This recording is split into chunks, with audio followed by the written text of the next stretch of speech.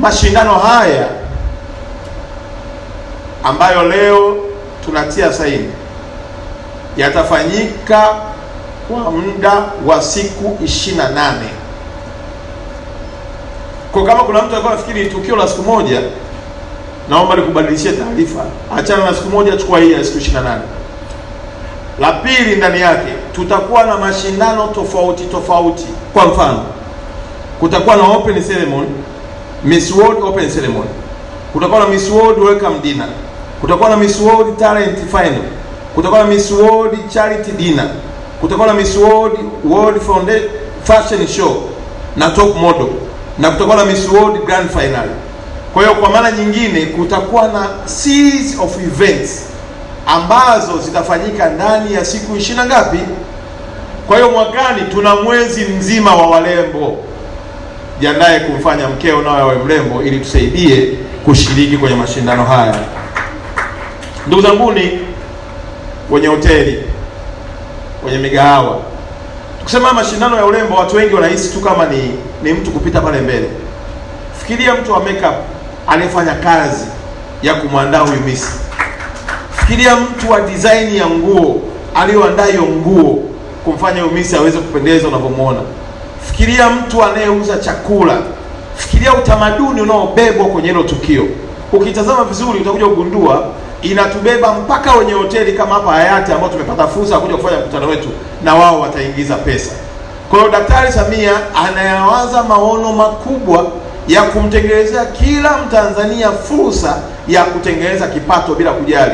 Wewe unaweza kudharau kazi ya kucha, lakini kwa taarifa yako, kwenye mashindano yote yaliyofanyika jana hapa, watu wa kucha nao wamekula hela. Uongo kweli?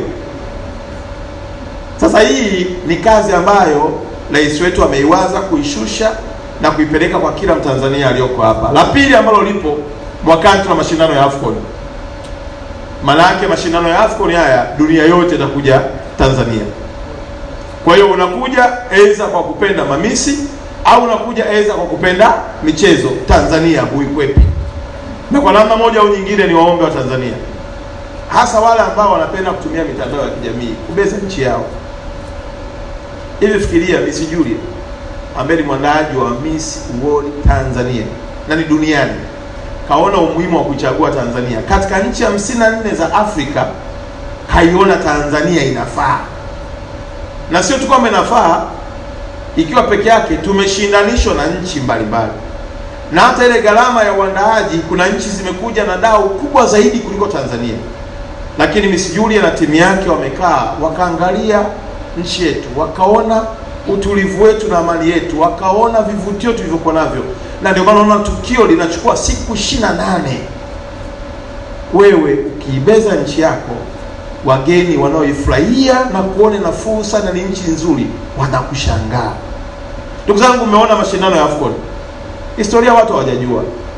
Serikali ya Tanzania ndio iliyoanza kuomba, baadaye ikaonekana wawepo na watu wengine, sisi ndio tumewakaribisha wengine. Hiyo pamoja ina maana Tanzania ndio champion wa mashindano ya AFCON. Lakini wewe ukikaa kuibeza wakati dunia inasubiri kuja kuiona Tanzania na kushiriki mashindano hayo, wanakushangaa wageni. Wewe ukiendelea kubeza mkutano kama unaokuja mwezi wa 10 kama sijakosea, Tanzania itahost mkutano wa IPU. Kila nchi duniani yenye bunge itatoa wabunge watano, zaidi ya wabunge 2000 watakuja Tanzania. Na kwa bahati nzuri wanakuja kwenye mkutano unafanyika Arusha.